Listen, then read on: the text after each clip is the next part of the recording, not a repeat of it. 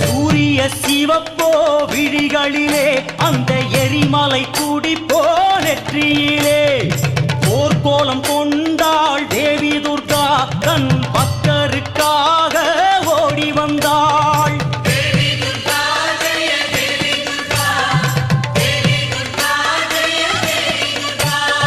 யுத்த பூமியிலே தோன்றுகின்றாள் தன் சூரத்தனங்களை காட்டுகின்றாள்.